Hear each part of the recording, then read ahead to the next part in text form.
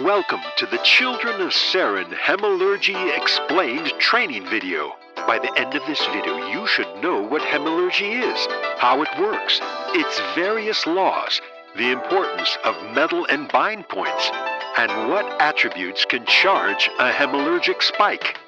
This instructional video should only be watched by those who have done the prerequisite reading and will be sourcing information from the following works: Mistborn Era 1 and 2, Wind and Truth, The Sunlit Man, and numerous words of Brandon. Hemalurgy is an incredibly powerful and versatile magic system. It deals with manipulating souls. It is the power of stealing powers or attributes from one individual and giving them to another. This invested art is considered a net negative art, which means that some power is lost when an attribute is stolen and a spike is charged. Hemalurgy is a relatively easy process to understand, but difficult to execute. At its most basic, how it works is a metal spike is driven through the heart of a donor, which charges the spike with an attribute. This spike is then placed in a recipient along the correct bind point to give them that stolen power or attribute. There are three main things that need to be considered in Hemalurgy: intent/knowledge, the metal the spike is made of, and the spike placement. Intent is key. To harvest a power from an individual through a spike, someone has to be trying to create a spike. For more technical and surgical applications of Hemalurgy, a command may be important as well. The nuance of this will be covered in future training modules. The metal that the spike is made of dictates what attribute or power can be stored within it. There are 19 metals that have known Hemalurgic applications, but the 16 most well-known, and I'm using that generously, are the allomantic metals. It's also important to remember when we're talking about Hemalurgy that because it's a metallic art from Scadrial, most of the information we have from people in a world is kind of colored through the lens of allomancy. In Hemalurgy, the 16 main allomantic metals are separated into 4 categories on the Hemalurgic table. These are physical, mental, spiritual, and temporal. It is the same grouping of metals that we see in allomancy. Physical metals include iron, steel, tin, and pewter. According to the table, an iron spike steals strength, steel steals physical allomantic powers like allomantic pewter and tin, iron, or steel, tin steals senses, and pewter steals physical ferrochemical powers like ferrochemical iron, steel, tin, and pewter. The mental metals are zinc, brass, copper, and bronze. Zinc steals emotional fortitude, brass steals cognitive ferrochemical powers, copper steals mental fortitude, memory and intelligence, and bronze is used to steal the mental allomantic powers, like soothing, rioting, copper cloud, and seeking. The next 2 categories, spiritual and temporal, are less understood. This is in part due to the nature of the Hemalurgic table being an in-world artifact from the days of the Final Empire, when metals like chromium, nicrosil, cadmium, and bendalloy were less well known, and in often cases repressed by the Lord Ruler. The spiritual metals include chromium, which the chart says might steal destiny. What this could mean has been debated in-world, and Brandon has rafoed most questions regarding what it could mean. Along the lines of chromium, according to the new Hemalurgy table, they might steal destiny. Is destiny fortune, or is it like something new? Rappo. The next spiritual metal is nicrosil, which steals investiture. Personally, I think these spikes will be some of the most important for stealing non-Scadrian invested arts. Next we have aluminum, which removes all powers. But what does this actually mean? If the aluminum spike removes all powers from the donor, how is that functionally different from any other spike which, kills the donor, removing all their powers because they're dead? And if it does remove an ability to charge the spike, what is it? What is the ability that is charging the aluminum spike? And then the third possibility is that an aluminum spike placed in someone removes access to any invested arts they had, which could be really cool, but does that spike need to be charged? If it does, with what? It just doesn't make much sense, and we will explore this more in future modules. The last metal in the spiritual category is another important one, duralumin, which steals connection and identity. The final category of metals typically used in Hemalurgy are the temporal metals. These metals are cadmium, which can steal any temporal allomantic ability, meaning self, future, or past sight, as well as bendalloy and cadmium, so speed bubbles and slowness bubbles. Bendalloy, which can steal any spiritual ferrochemical ability. Gold, which can steal any hybrid ferrochemical ability. And electrum, which can steal any enhancement allomantic ability. Bavadinium, which is better known as Trellium, seems to isolate the person spiked from the influence of other shards. And this lines up pretty well with Autonomy's intent, as well as the physical properties of the metal, which seems to repel investiture. It can also grant allomancy and feruchemy to Khandra, but how it does this mechanically isn't super clear. Additionally, we don't know what attribute a Bavadinium spike is charged with to isolate people from other shards, or if it even needs to be charged at all because it is a god metal made of pure investiture. What actually charges a spike, and how are attributes actually stolen? Are things like Elantrian abilities, Nahel bonds, shard blades, and allomancy somehow quantifiable and able to be placed inside a spike? Yes, and this is through something called spiritual DNA. Spiritual DNA, sometimes called SDNA, is how someone is represented in the spiritual realm. It's a representation of who they are and all the attributes, abilities, and connections that make that person them. Any ability associated with someone's spiritual DNA can be stolen through Hemalurgy. But not only can Hemalurgy steal abilities, it can steal basic attributes.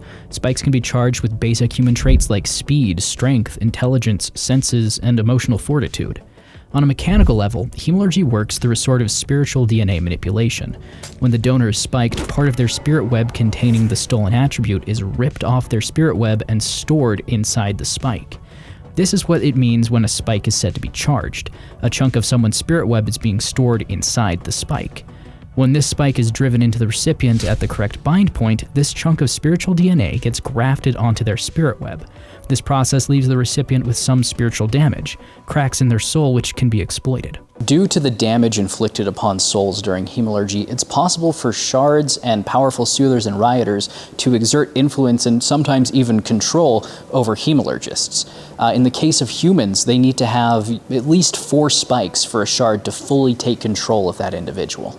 A human body could hold up to 3 spikes without exposing it to Harmony's influence and direct control. Before the Catasandra, the number of spikes a person could have and still get new powers was much higher. Additionally, Hemalurgists also had access to compounding, but this is no longer the case. The stated reason for why these changes happened to Hemalurgy can be found in the Ars Arcanum for the Lost Metal, in which Chris states, "In the ancient days, Ruin was pushing hard on the fabric of Scadrial, leaking into spirit webs through any method possible, causing souls to decay faster, to accept more spikes than they should have been able to, and leaving the resulting person burdened beyond what was reasonable."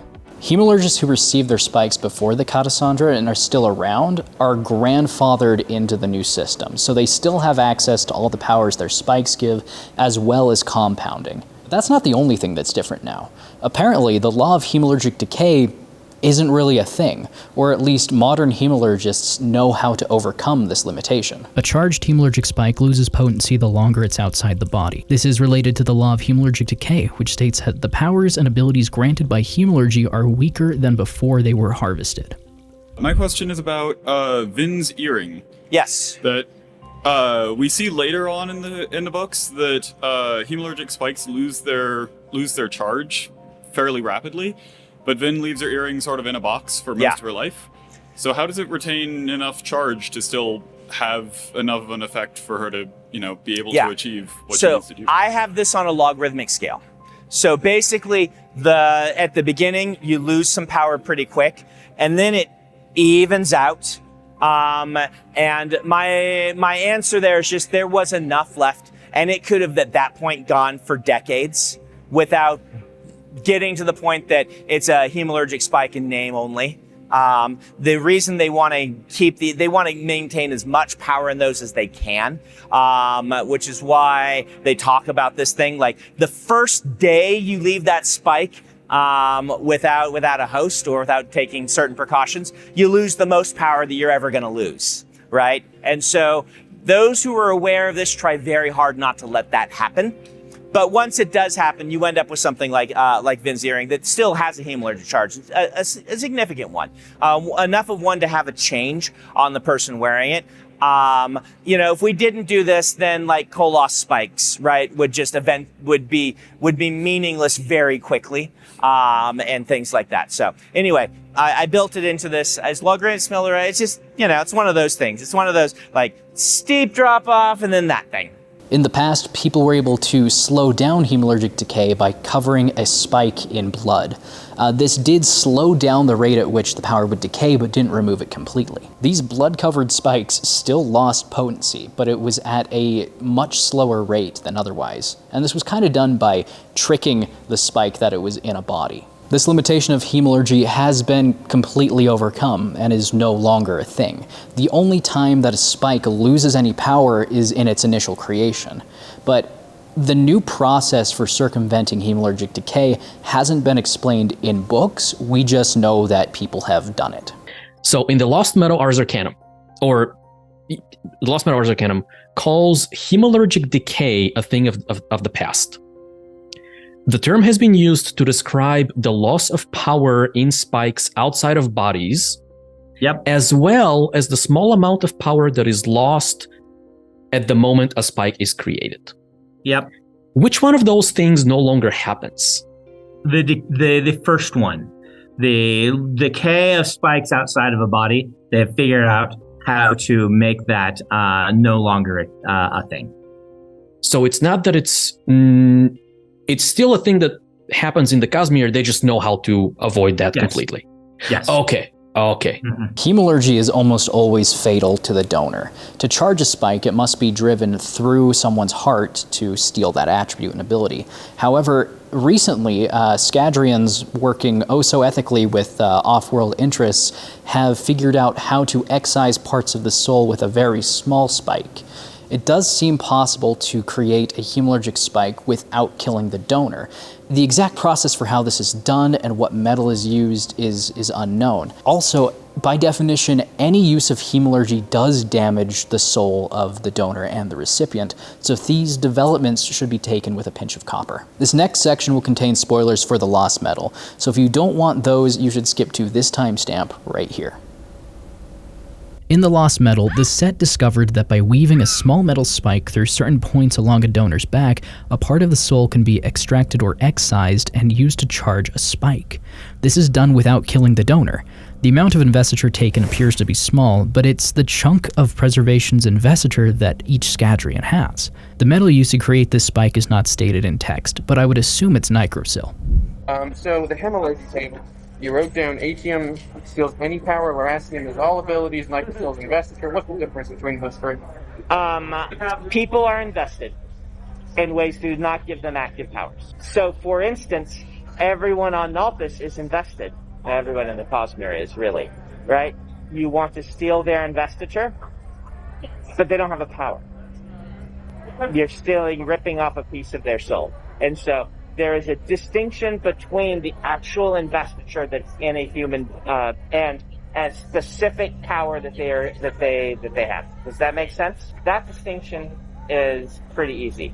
You can also, with Hemalurgy, steal specific things. You can steal just general investiture. You can steal, if you want, this is where the Tundra blessings come from. You can instead steal specific things that are not like stealing allomancy. Stealing, like, for instance, someone's mental acuity. The abilities is like the half that's all the strength, speed, all that kind of stuff. Those are abilities versus the metallics are all powers. That is how, yes. And then investiture is that off-world magics? No, it's the raw power and... So it's like their soul, something there? Yes. Okay. A piece of their soul, essentially. So how would you go about stealing an off-world power? So it's gonna depend. Like a breath, you would steal with Nicrosil, right? It's general investiture is what you're probably gonna call that. So you could forcibly remove someone's breath from them. The ability to be a Sandmaster, you would steal with the power ability. Interestingly enough, this can only be done with the proper mindset, and it also seems to help if a verbal command is spoken. The process is also easier, at least for the people who are harvesting the ability, if the donor is traumatized beforehand. These new spikes could potentially create Metalborn. The set states that when these fully charged spikes are placed in individuals, they can develop a new allomantic ability for a short time, but eventually it wears off. If I had to guess why the ability wore off after a certain amount of time, I think it's probably because the soul is rejecting the amount of investiture that has been stapled onto it. It's not sufficient enough to overwrite their spirit web. It takes between 20 and 30 people to charge one of these spikes with just raw preservation investiture. And I will let the more utilitarian among you decide what to do with that information if Scadrial is in desperate need of Metalborn.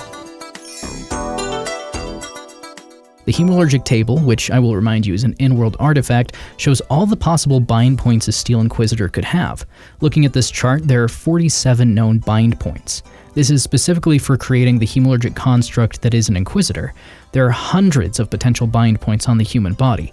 For example, this chart doesn't list the ear as a valid bind point, but we know for a fact that a bronze spike charged with Almantic bronze works there. Now that you know how to charge a spike and which metal you need to use to get the attribute you want, you need to know where to place it. Simply doing the hard work of charging the spike isn't enough. You have to place it properly along something called a bind point. In some cases, certain bind points result in different physical changes to the recipient.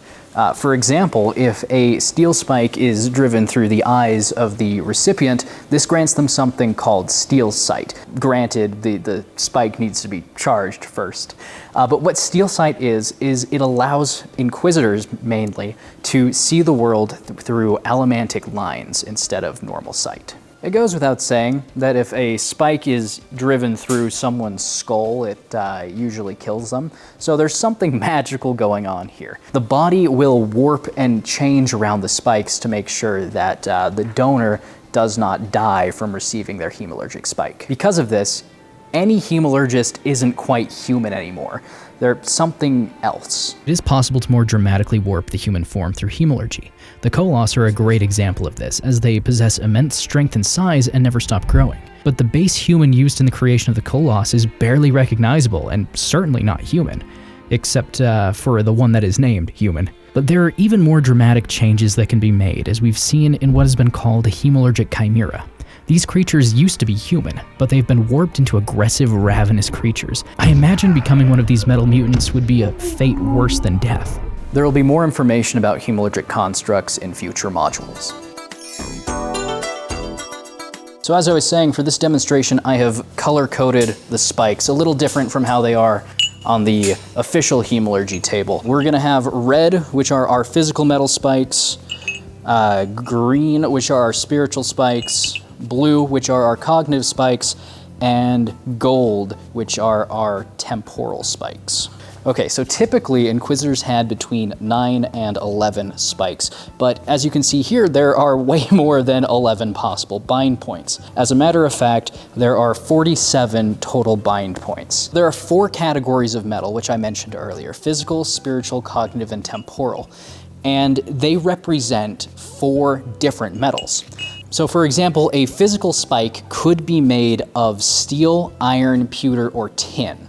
That doesn't mean that each of those metals can harvest any attribute that the others can, but it means that anywhere you see a red spike could be either steel, iron, pewter, or tin. I will explain which metals fit into each category as I go through this. To begin, every Inquisitor has these 3 physical metal spikes. So they have the ones that are driven through the eyes, granting them steel sight, and they also have a linchpin spike.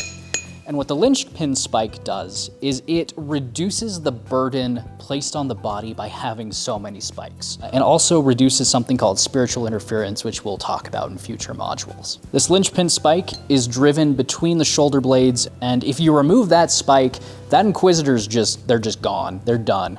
So a lot of them protect that spike a lot. Back in the days of the Final Empire, most Inquisitors would have spikes driven directly through the donor's heart and into their body. This was done, obviously, to minimize the amount of Hemalurgic decay. In the Conventicle of Seran, they had tables kind of like this, outline of a person but with an indentation. So the Inquisitor would lie down there, and then the donor would be placed on top of them over where the spike was going to be driven into the proper bind point, and the Inquisitor would get spiked. I'm going to rapid fire through the rest of these physical spike placements. We've got 2 in the shoulders. The most prominent person I can think of that got a spike through the shoulder was Spook. You're probably wondering, if intent is so important, then how did the spike Spook got work? It was just driven through the heart of another soldier and the sword tip broke off. Well, turns out that guy was influenced directly by Ruin and he intended to make a spike, so that's good for him, I guess. As I mentioned, each of these spikes represents one of the 4 physical metals. So any of these could be steel, iron, pewter, or tin, and if they were placed here on an Inquisitor, it would be a valid bind point and it would work for them. Also, because this is just for a demonstration, these are not charged spikes. Thank Ado for that. All right, next up, I'm gonna place the mental metals. I called them cognitive earlier, but that was just kind of my allomancy bias coming through. These are usually made of copper and bronze. Those are the 2 most typical metals used to make a cognitive, or a mental, I guess, Hemalurgic spike. Additionally, zinc could also work. And what's the other one? Zinc, brass, copper, bronze. I guess I missed brass. So these metals are used to steal any cognitive, allomantic, or ferrochemical ability. So let me just read off here. A copper spike could grant ferrochemical abilities stored like mental speed, warmth, memories, or wakefulness. And in the books, we've seen far more bronze spikes than anything else in this category. And those usually steal mental allomancy like allomantic bronze and allomantic copper. And I think everyone knows the most famous example of a bronze spike, which would be Vin's earring. Now, an interesting thing, really interesting actually.